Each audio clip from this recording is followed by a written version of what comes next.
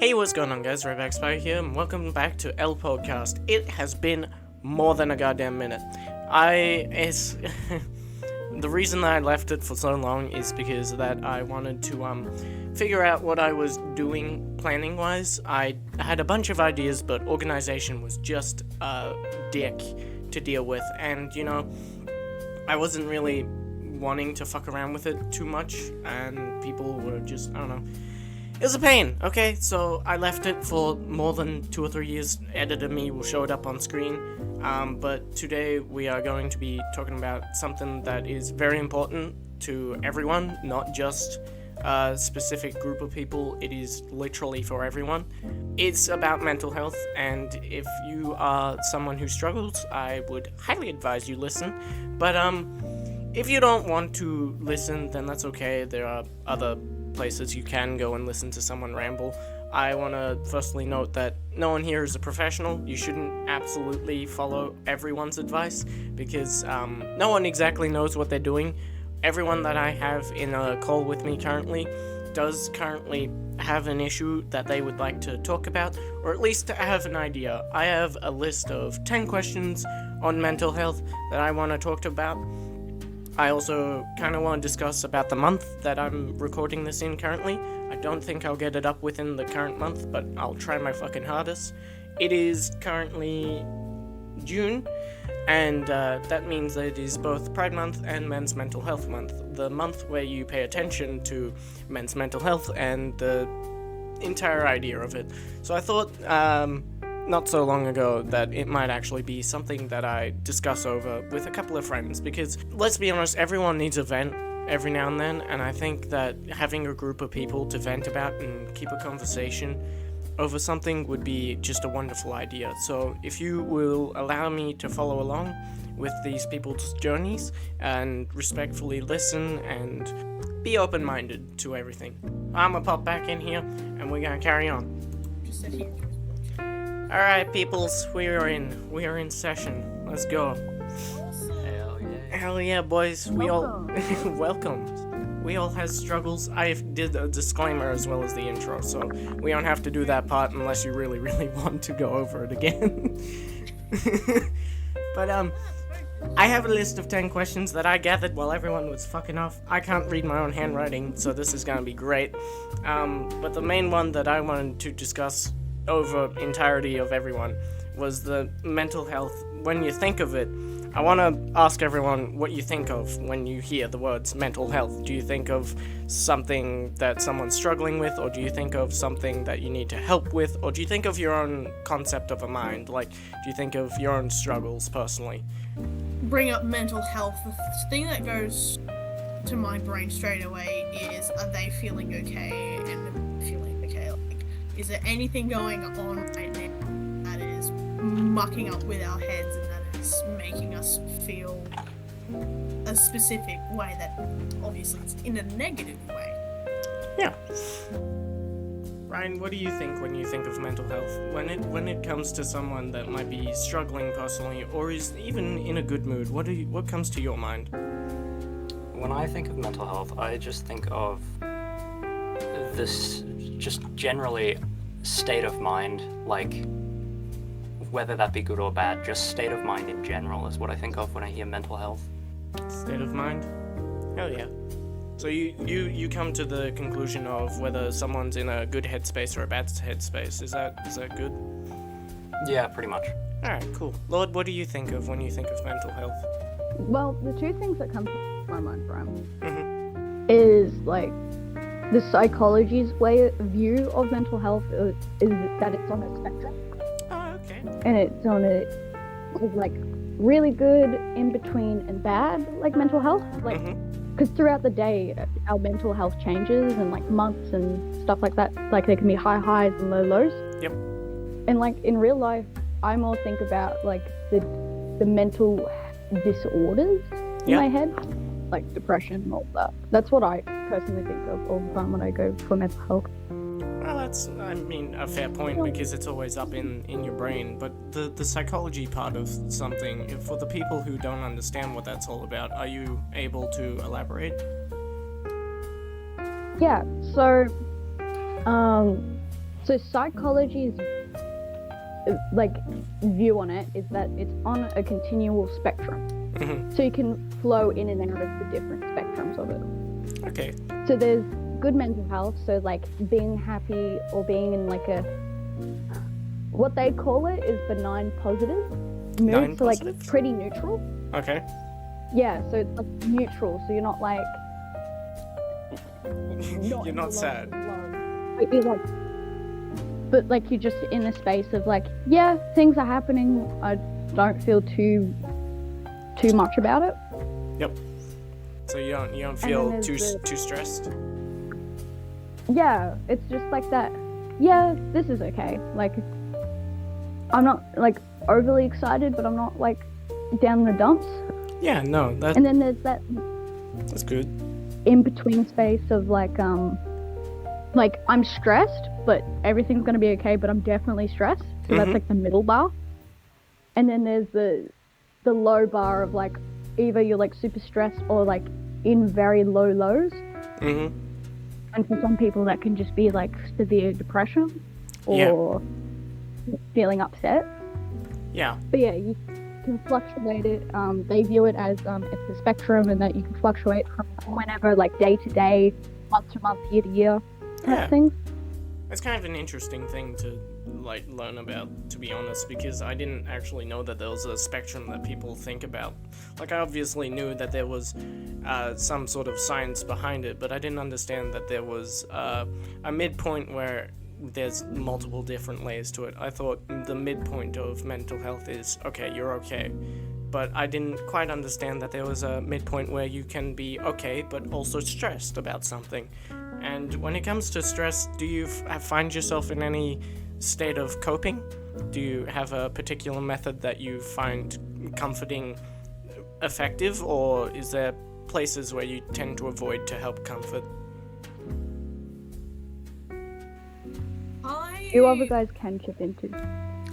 What I usually do when I'm stressed out, I'm not feeling okay, something that I find that really helps me pull myself back into where I need to be and to be in the headspace that I need to be is listening to music.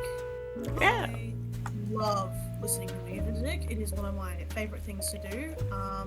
I also have tinnitus as well, so if I'm not listening, I can hear the ringing. So I always some sort of loud noise.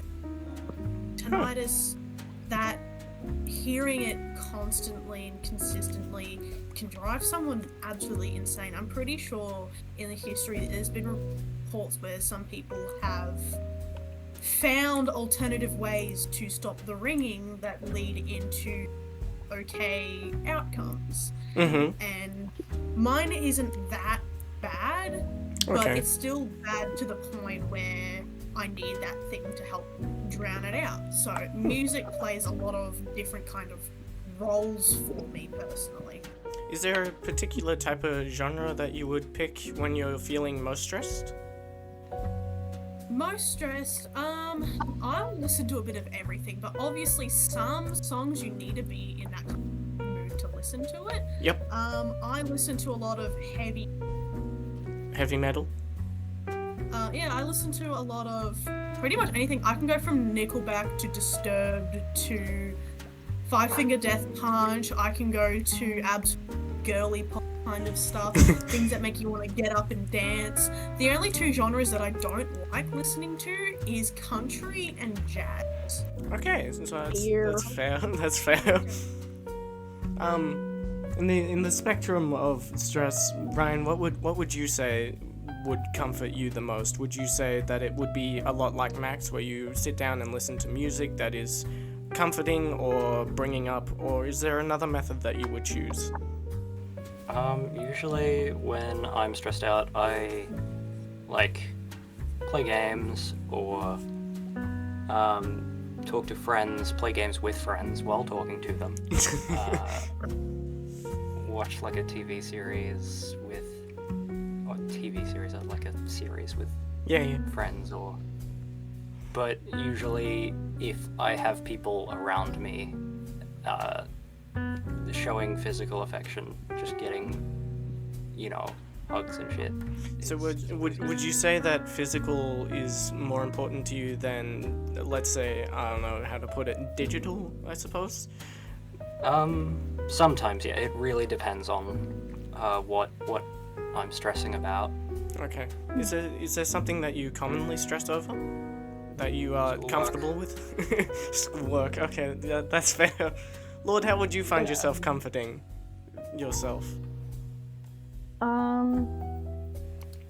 I'm usually the comforter. The comforter? In a position of the comforter, would you find yourself more put down in oftentimes and stressing more over someone else than yourself? No, No? I used to. Interesting. I used to. And if I may ask, how did you overcome the used to part where you felt put down but now have obviously put yourself on top?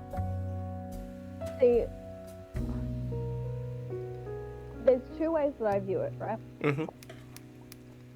So I have the one view of community. Yep. This is how I get over like reaching out to people when I'm in very low times too.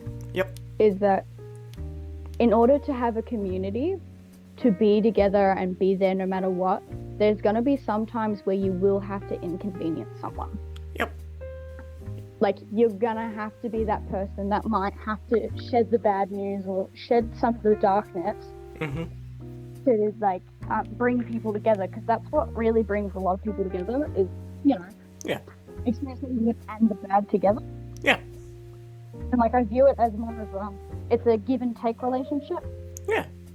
Like every friendship is a give and take, and you gotta give to take something good out of it, like a good experience or affection or all that stuff. That was pretty So cool that's outlook. one part. Don't Yeah, downplay but it. sometimes people take advantage of that, and you need to really, you really need to open your eyes, and you need to realize, okay, maybe this friendship isn't okay for me, and then you Yeah. have to distance yourself or stop talking to them. I know I've done that with two really, really like close friends, like actually three. I considered these three people like really good friends, and I had known them. I'd known two of them for a very long time. One of them not as long, but it was a really negative friendship. I was putting in most of the work, and they weren't doing a whole lot, and I had to take a step away from all of those friendships. One of them, he was an absolute dick. He would lie all the time. Two of them would lie all the time. One of them ended pretty amicably, that friendship. Okay. The other one ended with him trying to spread about me. He didn't take it very well. He was in a brand new relationship, and I don't think she liked the kind of friendship me and him had, and so they started spreading rumors, and I think she may have gotten into his head and whatnot, so that didn't end very well. Lovely. And then the other one, his mental health was so bad, it was affecting everyone else around him. He would take a positive circumstance into a negative circumstance, and he would always constantly come to me and another help, and like we would try and help him, and we would try and talk with him, but he wouldn't listen to us. We would say, hey, maybe you should do this, talk with us, reach out to people for help, and then he would just completely throw a fit, throw it all in our faces. And it was just not a friendship that I could be in anymore, because my own mental health was suffering so badly because of it. So I had to take a step back, and I had to tell that person, hey, I don't think I can be friends with you anymore. I don't think I can be with you anymore, because your mental health, it is so bad, it is affecting me very negatively. That's He fair. didn't exactly take it very well either, but he also kind of understood. Yeah, that's fair. I mean, in a wider aspect of friendships, like, it'd probably be a fucking more than difficult subject to try and touch up upon, because obviously you're pulling yourself from a situation that is still quite horrible, but you still internally battling with something that you want to help with. Would I assume correctly? Well, I was also, dealing with my own issues at the time as well, and I had my own problems going on. So having to balance him and my stuff, it was getting kind of tricky because I had to put my stuff on the back burner when some of the stuff really needed to be put up front, and I just really needed to get it over, just deal with it instead of hiding from it. But he was making it really tricky to do that, and it was always a lot of I give, and I give, but he never gave back. It was for all three of the friendships as well. I was making most of the effort talking. I was doing all of this, and they weren't doing it in return. So I actually experimented a lot, and I stopped talking to some of them for a while. Okay. And I noticed that it was always me starting the conversations. They weren't doing anything, they were just carrying on the conversation. So when I stopped talking to them, they just didn't message me. There was a good, probably month where I didn't talk to them because I wasn't messaging them. Yeah, no, And that's... that's what really made me realise it is really a relation, like this friendship is really just me giving and then taking. So that's why I was like, I have to take a step back. Yeah, no, that's fair. You found yourself in a community that was willing to help, but never actually gave in to the help that they were supposed to give out, which I suppose turns it into a kind of toxic space that, yes, you may want to remove yourself from. I feel like it is important, as Lord said, to build a community, but it must be give and take, regardless of the situation. A community is an equal give and take situation. Sometimes people might take more, but they also should be willing for you to sometimes have to take more from them as well. Not like one person only like takes everything and then the other gives everything. Like it's an equal thing. It's kind of like electricity with the positive and electrodes and negative. Like it's got to be constant feedback and equalness, not one takes everything, one gives everything. 'Cause that's just not a relationship. Yeah, no, that's fair. And with one of those actually, with one of those friendships that I had to end, he was actually trying to weaponize the help that he was asking me for as a reason to why him and his ex broke up. He was blaming me on why him and his ex broke up when he was coming to ask me for help about the issues that he was having, and he wanted to, he wanted to get a woman's understanding and a woman's thought around the issues that he was having. And so I, being the person and close to him as I was, I'm not gonna hide stuff from him, and I told him very blatantly, you need to communicate more. You're both not communicating with each other. And then he weaponized it against me to terminate our friendship and start spreading rumors about me. I mean, I suppose it's probably a shitty thing to say, to be honest, but it is. I can both sympathize with both sides of that party. Like, I can understand the thought process that it goes through. I can't say that it's exactly right, but I can see perhaps why he would do that. As well as you. There's a lot more behind it. It's me kind of briefly just glazing over the topic and over it. But they were really, really bad with communicating with each other because they had trauma. And I'd always told him, I'm going to be you when you ask me questions because that's the type of person, that's the type of friend I want to be. I want to be that person that you can rely on for the truth. Yeah, no. He blatantly made up lies and tried weaponizing help that he tried me for against me. So I had to be like, alright, I have to take a step back from this because this isn't okay. So when you all come into the conversation of truth and brutally telling someone, do you feel like it would be safer to tell a white lie where it's not exactly truthful, it might just still be comforting and helpful in a situation like that? Like, you don't want to cause more harm with the truth than you do with honesty and lying. I think it depends on how close you are with that person. See, if you're just kind of friends with them, then you lie about it a bit, try to be... take thought into it.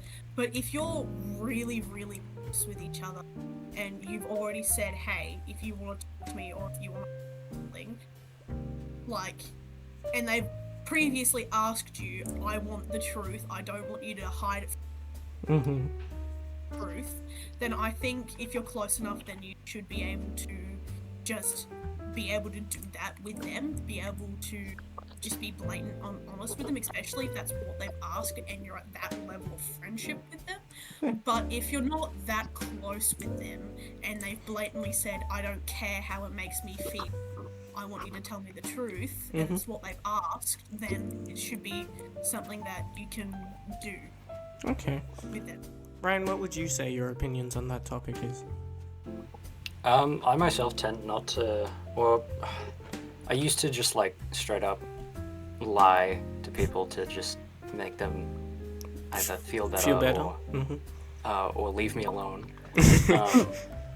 But now I find myself like being honest with people, even if they're not like that really close kind of friend, just like straight brutal honesty.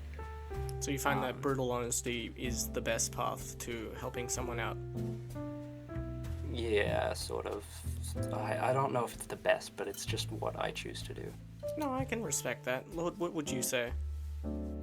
I think there's a difference between brutal honesty and genuine honesty. Okay. Because what a lot of people think brutal honesty is them being a Okay, elaborate. So, like, you know how sometimes someone will say something Uh-huh. and they are saying the truth, but they're saying it in such an asshole way and diminishing you. Yeah. And sometimes you do need that. Okay. But you know, like that mocking tone and that Yes. mock mindset. Mm-hmm. And that's when they get people defensive over you, what you've said, because they're like, whoa, you're attacking me. And Yeah. then they're like trying to defend themselves. Shit. Yeah. Apologies for the language. No, it's okay. Sorry, I didn't mean brutal honesty. You meant just No. honesty? Speech, I suppose. No. I know what you're saying, but like a lot of people have a different idea of what brutal honesty is. Yes. Yeah. I You mean, know. People have a lot of different opinions and different kind of scales about stuff. Like, I know with my relationship with there'll be times where I say something thinking that this scale of this thing, but he thinks it's a completely different scale. So like, when I say, oh, yelling, can you stop yelling? He just thinks that he's right. Yeah, that's what I mean. Like, some people perceive brutal honesty is to be an arse. Yeah. And to, like, not do it in a neutral tone or in, like, a slightly positive way.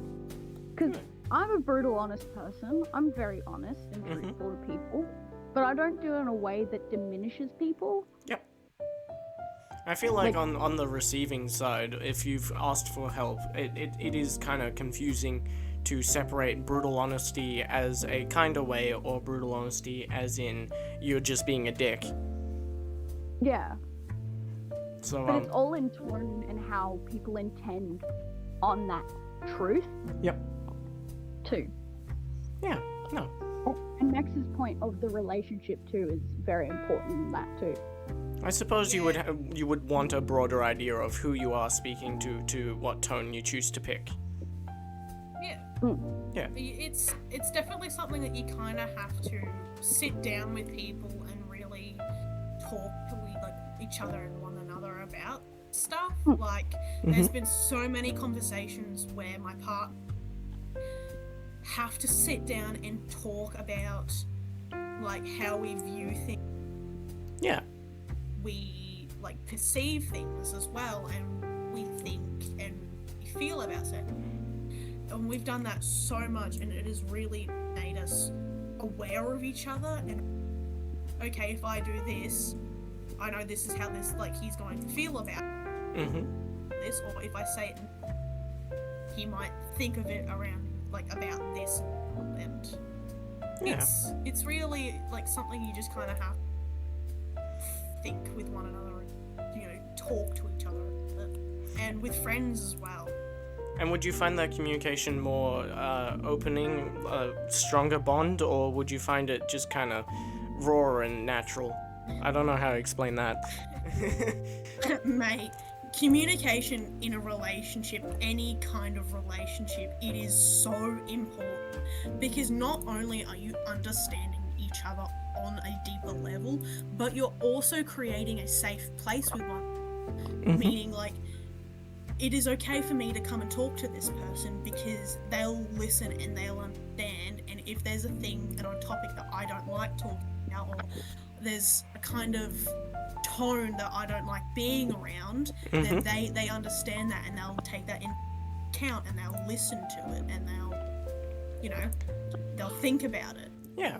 No, that's But great. communication is everything in relationships. Yeah, I would say communication and as well as honesty in a relationship are the two main pillars of everything. And I think everyone can agree with that. Yeah. As far as anything goes, I feel like yes, there should always be a safe space where the both of you, whether it be friends or partners, can sit down and say, okay, I feel this certain way about this. I'm sorry if this affects you in this way, but this is just how I am. Exactly, and then you find ways to work around it with each other to make the other person feel comfortable, instead of just throwing in the towel like, oh, well, maybe this relationship isn't for me. Like, there are boundaries and there are lines that you don't cross, sure, but it's definitely something that you both need to talk about. Like, my Yes. partner, he used to smoke, and I said that is a boundary that I Do not want to cross. it's a boundary that I don't think I can be with someone around this, because I think of it in this really negative way, and I've been around a lot of negativity around it, and I don't know if I can be with a person that does this kind of thing. And he just went, yep, that is fine. Yep. Yes, I was doing it for fun, but if this is how you feel about it, I don't need to do it. Yeah, okay. I can see that. That's actually like really healthy and really fair in my opinion when it goes to relationships in general.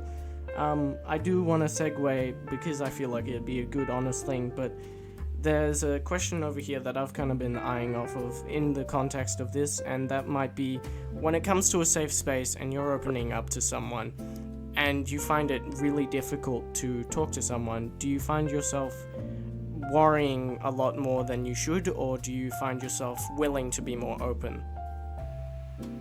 Oh, I overthink and worry about it all the time, honestly. I am a really, really bad and heavy overthinker. Like, it is crazy bad how much I can overthink. But I find I use what I call like a sieve. And in my brain, how this sieve works is you have all the heavy bits of information, all the heavy stuff that you're thinking, and then you start sieving it into all the lighter stuff and stuff that you'd be kind of comfortable sharing and comfortable talking about, whereas leaving that sieve to maybe someone like my partner, someone who I have that deep bond, someone who I can.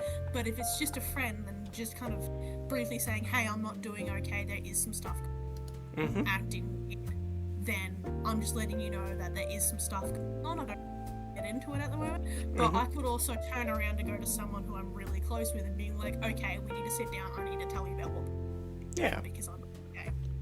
And I suppose when it comes to people opening up, like I myself struggle horribly when it comes to opening up. I tend to opt towards more of a personal, like, to self kind of battle rather than opening up. And when I do open up, I feel like I need to definitely implement that Civ kind of way about it, because I honestly dump everything all in one go and I feel like horrible about it. I understand that it is a healthy way of doing things, but for me to open up and like share the horrible information, I perceive it as a bad thing. And I feel like that is something that most people might relate to. I'm unsure in what ways though. Ryan, would you say when you're opening up, would you say that you have something similar? Be honest. I am always on. I prefer being honest. I don't find it difficult. So Just like you don't find yourself worrying about the things that you're saying when you are opening up. not really. If like I don't know. I just like dishing out the cold hard facts. Okay, I can respect that.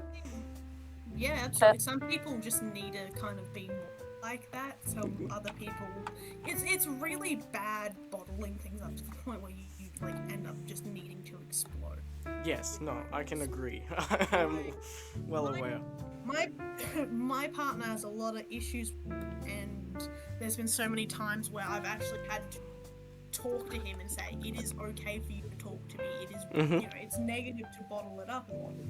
And over the course of our relationship, he's been getting better and better at talking to me about it instead of bottling it up, and it's the same vice versa. But I have a really hard time processing stuff sometimes. Yeah. So I have to take a little extra time talking to him about it so that I can process it myself and so that I can get my clear feelings on it and how I feel about it and how I kind of want to proceed with it. I call this just basically processing.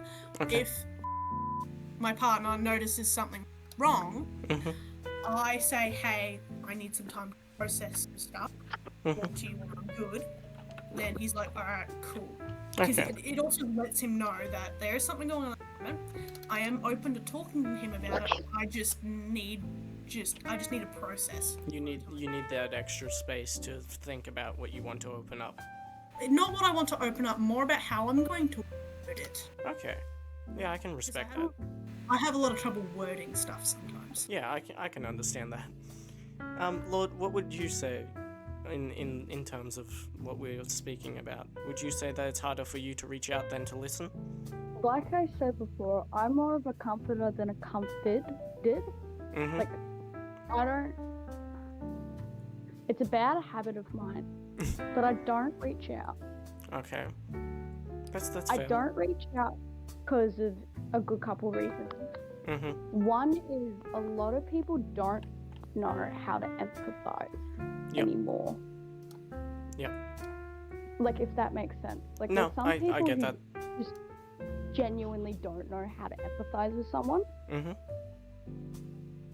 So which isn't a bad thing. Like, some people are just like can't physically or verbally show that empathy, but I can tell if they clearly care and want to be there for me. Yeah. But sometimes that can make it worse, you know, with like people like badly supporting okay. me. So you find when you open up and you want help from someone, and let's say they're not quite sure, you feel that hurts you more than it opening up in the first place. Yeah, Okay. because some people I don't know how to word it, but like some people just don't know how to like Comfort. look after someone when they're in a very hard low. Okay. I can respect and sympathize both sides of the story on that part. Like myself, I can agree. I'm a horrible comforter. I personally go towards more physical comforting, and even then, it's very limited. I am a big hugger when it comes to that, but other than that, my skills are fucking nothing. I want to talk to people and want to be able to help, but I, like you said, have no clue how to. And if that truly does hurt someone more than opening up, then I feel like it does suck more, but you are benefiting them in some way more than the other. See, it more goes hand. Like the other thing of mine Mm-hmm. is I've had a lot of relationships that have diminished my emotions and feelings. A lot of toxic relationships, not just romantic, but Okay. platonic friendships as well, Mm-hmm. where a lot of people have diminished how I felt, have mocked, manipulated me to believe that I wasn't feeling the way I was feeling. Oh, shit. So I think it's more of my PTSD response when someone's badly comforting me, like in my mind saying they don't care, Yeah. and they're trying to tell me that I'm not valid to feel that way. Mm-hmm. So you would say a fear response kind of thing. Yeah, it's a conditioned response Yeah. in my mind. Because I do have the logical side of I understand that it's difficult to comfort someone, especially when you're not around a lot of people who Who know how to comfort? are in the low. Yeah. No, I can But also respect with that. Yeah. But also too, it doesn't change the fact how I feel in that moment. Yeah. No. So So yeah, is there a I'm person trying who you do tend to opt towards when you do feel they can comfort you and you do want to reach out, or do you find yourself more bottling up than anything? I will reach out to my partner. Mm-hmm. But also too, I tend to just kind of stick it on my own. Yeah, I can respect that. But like since the last couple of years, I've tried to do it in more healthier coping ways. Mm-hmm. So like journaling, or fucking art therapy and music and all of that. Yeah. No, that's a good way. But like whatever makes you cope, as long as it's not harming you or others, it is okay to do, I think. Okay. So you would find yourself that it is healthier for you to bottle up, even if others don't perceive it that way. You find it the best, not like the best, but it is a better method than anything else. Yeah, Okay. it's because I've had a lot of people in my life, Yeah. especially very close and personal relationships, Yeah. manipulate me and tell me that I'm like will use that against me type thing. Which And, fucking sucks. And has conditioned me to be you're not a human, you are just a body Ooh. It's a bit rough, but for yes. me, you, Yep. and someone to look after me. Mm-hmm. I don't care. Yeah. So that's the main reason why I do it, because it's just a trauma response of Yeah. I don't like people. And would you find yourself comfortable in that space? Or is it something you want to deviate from? I'm trying to deviate it because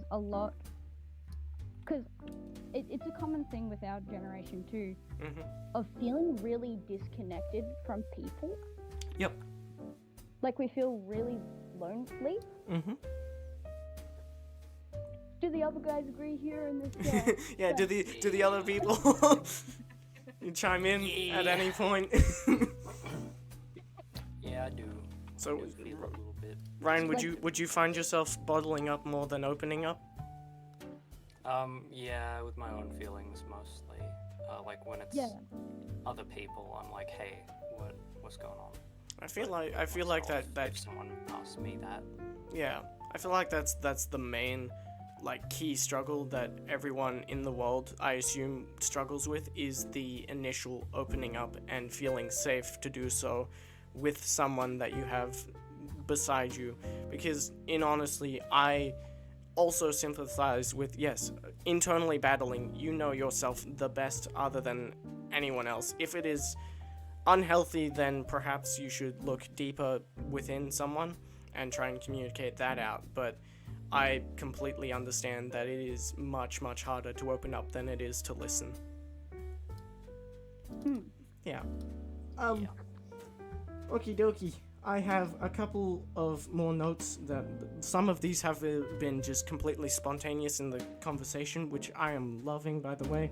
But in your time of stress, or if you feel like absolutely overwhelmed, do you find yourself in need of an activity to calm you down? Like what Lord said, you go out and you produce art or something like that. Do you find yourself doing an activity rather than listening and sitting? Walking. Talking? Walking? Walking. Ryan, do you find yourself doing an activity? Sorry. No? Just talking to people, really. Talking to people. Okay.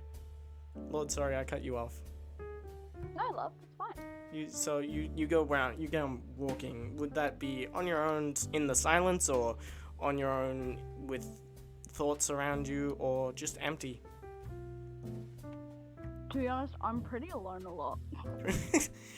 Would you find that being So, a good thing I'm or a not bad thing? It's a good and bad thing, but it's just because I'm an only child, and it just, Yeah. things happen, Yeah, that's fair. stuff like that. Okay. No, but I do just a lot of walking on my own. And Okay. just walk. And It's just- easy to move. Yep. And would you say you walk through your thoughts as you're walking along a pathway? Would you say you're trying to decode or decrypt what's going on, or would you say you're just sitting with it? Sometimes I go through it all and cope with it, and other times I just dissociate it through it Oh, okay. and just walk. Yeah. Okay. That's honestly, yeah, pretty healthy. Max, what would you say you do? I usually my main coping system's usually just playing games or just listening to music. Sometimes I'll talk with people. Mm-hmm.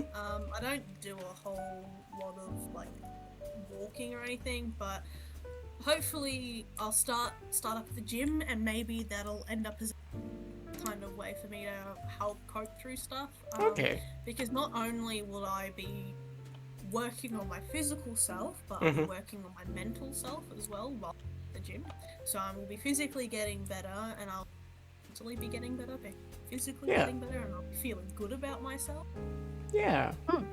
That's but really also, yeah, but also Yeah. starting a job finally after 6 months and getting paid money and being able to do the things that I was able to do Yep. a while ago and haven't been able to do because I haven't had the funding and the finances to.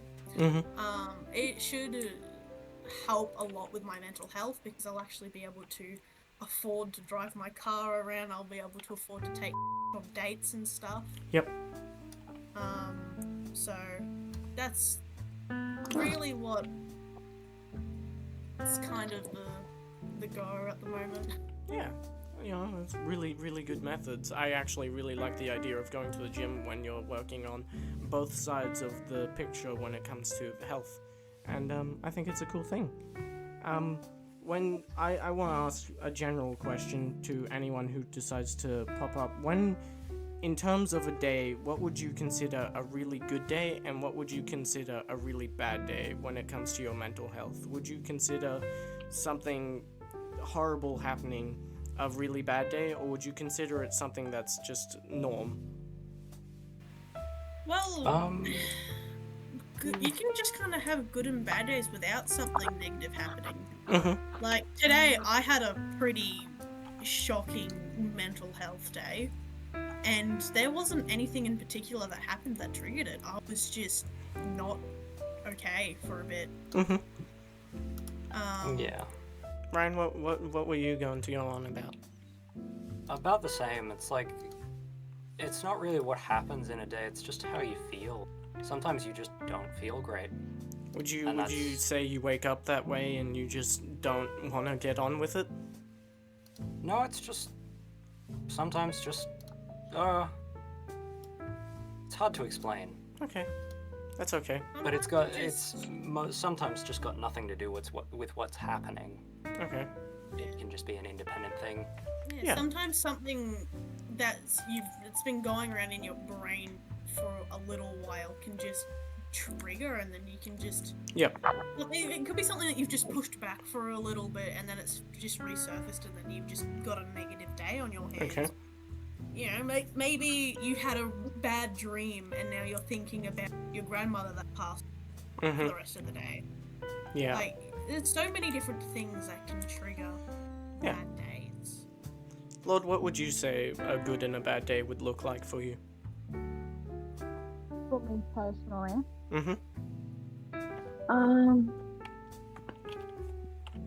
a real bad day would me having some fun thoughts. Some fun thoughts. Yeah, I'm gonna put it in that way. Okay, that's fun. That's okay. I'm gonna put it in that way. Like a very low point Yeah. that people can, Okay. like that's what I would consider like a really bad day. Mm-hmm. But like a general bad day could be just A bit down. like it could just be small things. Mm-hmm.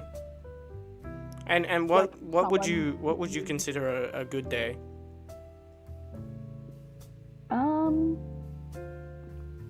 A lot of good days typically are like socializing with people and like friends and stuff like that, So a day where you're out and about and discussing? Yeah. Yeah. Okay. That's very good. Ryan, what would you consider a good day, whether it be mentally or physically? Oh, good day would just involve a lot of nothing happening. A lot of nothing. Yeah, I just enjoy doing nothing, I suppose. No, that's fair. That's fair. Max, what would you consider a good day? I'd say probably a good day for me is probably being not at work. Mm-hmm. Sometimes I can have good days at work, but usually my good day to Okay. be at home and just coexist with. Yeah. That's usually my good days. It's not necessarily having the pressure to do something together, to Okay. be together and having to watch a movie, doing anything like that together. Yep. But just being able to coexist, doing your own thing with one another, but also Yeah. having the ability to just go over and just like eat his face off when I want to. That's fair enough. AKA like aggressively making out. Yes. Damn, that's a good day. Or like just being able to go over and just like sit next to him for a bit and just like get my recharge of energy and then, fucking off and doing my own thing. Yeah. Okay. I mean, Yeah. I can kind of sympathize with Ryan a lot. When nothing is happening mentally and or physically, I feel like it is always a good positive thing because there are no bad thoughts running through your mind that you have to trip over and think about throughout the entire day. And there are no potentially good thoughts. Like, there could be positives and negatives throughout the entire day. As Lord mentioned earlier, it is always a changing spectrum. But if a good day is generally something where nothing happens, I would consider it a pretty damn good day. I do want to segue on something. If you're in a bad day and you feel like really overwhelmed with something, if something's like really driving you, how would you cope with feeling overwhelmed? Would you find yourself tucking in somewhere that you find comfortable, or would you find yourself dreading all day? I think it depends on whether my body decides if it wants to reactively think or proactively think. Okay. So the difference between reactively thinking and proactively thinking is proactively thinking is usually where you've got a plan, you set out to do it. Like, okay, I'm not going to go home and I'm going to do this to help myself. Yeah. Where, reactive thinking is just, you're not exactly thinking about it at all. You're kind of just doing just something that helps you make you feel better. You're just doing it. Okay. That's Not fair. necessarily thinking about it. Yeah. Ryan, what would you say you would do when you feel overwhelmed? Would you tuck in or would you expand out? Tuck in. Tuck in? Stop doing anything and just tuck in. And what would you find yourself doing if you tuck in? If I tuck in, I go to sleep, probably. So Or- you find yourself drowned in thoughts and you tuck into a comfortable state where you feel relaxed? Yeah, Yeah, okay. that's it. Is there anything else you would like to expand on that? Not really, that's just about it. Okay, bud. Lord, what would you Let's say? see. Would you tuck in or expand out? I don't know. You don't know? Have you Yeah. have you felt overwhelmed recently, and how have you conquered that, I suppose?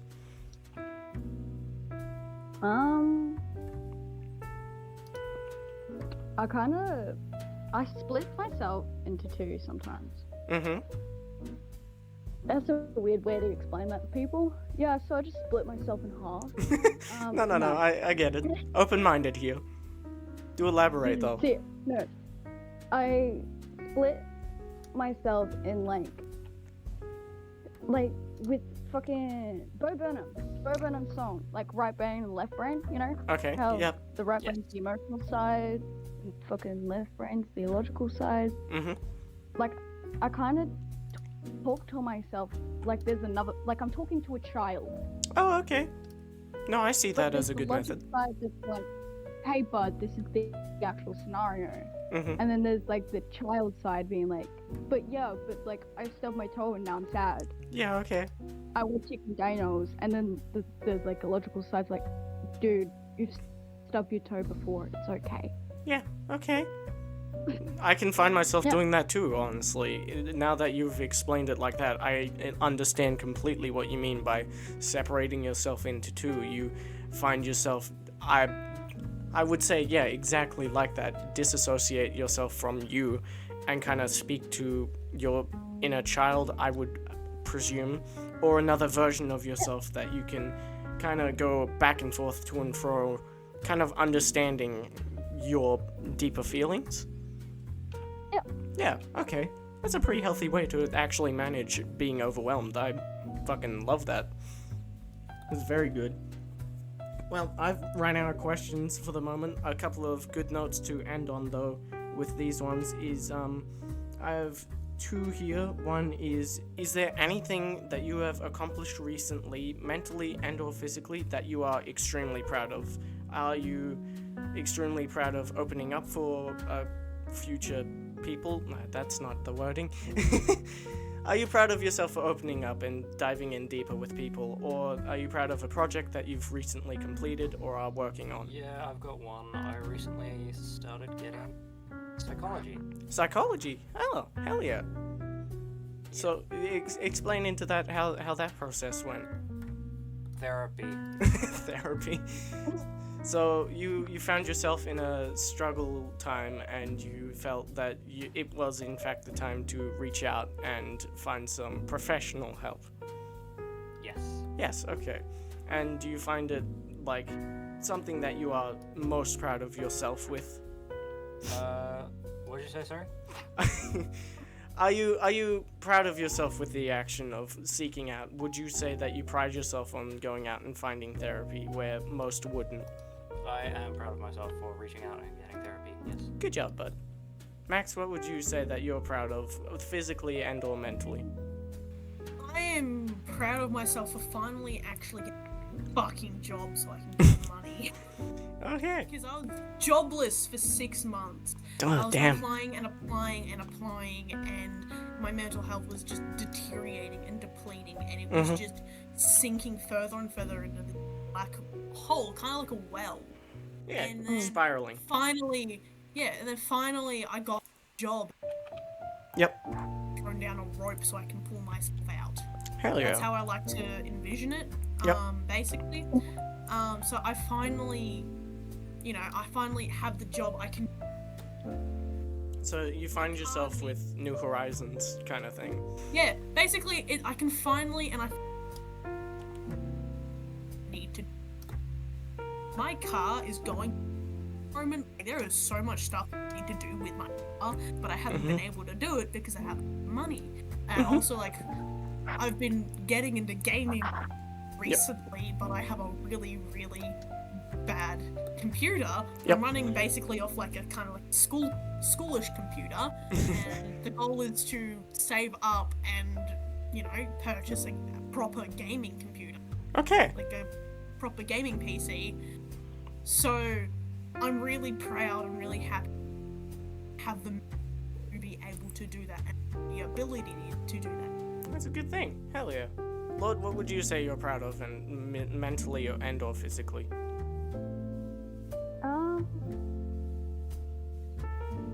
I would say I'm proud of two things.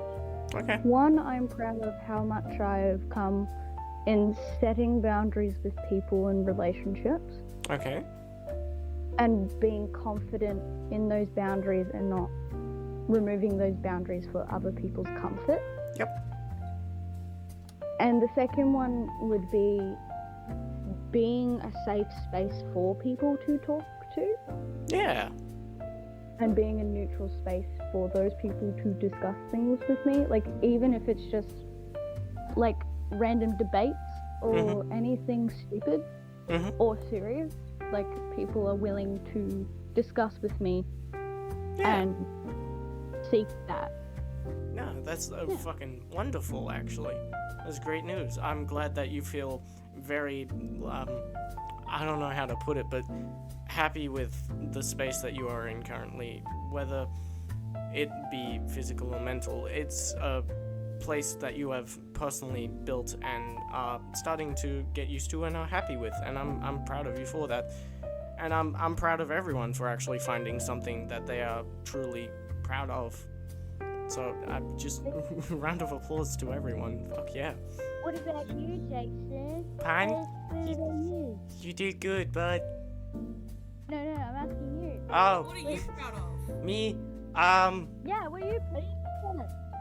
I'm just proud that I'm able to open up to a couple of people, or I'm able to realize where I'm going mentally. Before, I never truly understood what I was doing mentally or physically. I never understood whether I was in a struggle or whether I was just in a place of confusion. And I think recently I'm opening up to a few more people and finding myself in a comfortable space. Yeah. Yippee. Well, I'm out of questions, and everyone's had a good old chat. If there is anything that you would like to add towards the end of this, please, I just speak out. This is a wonderful chat for everyone. I just want to say, One at a time, though. Mental Health Awareness Month. Yes, it is that month. Perhaps not at the time of uploading, but it is the month. You know. It is the month for mental health. Max, you're doing.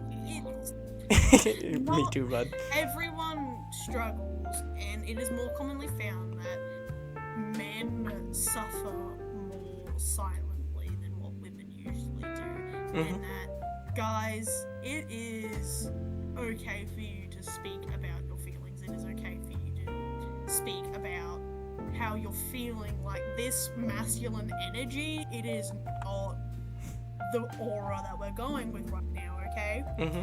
Like, there's many different ways to be masculine, but keeping all of your issues and problems to yourself is not it. Reach out, talk to people, because at the end of the day, that is how things will get resolved. It is how you will feel better. Keeping it bottled up to yourself isn't going to do you any good. Absolutely. Brian, would there be something that you want to add?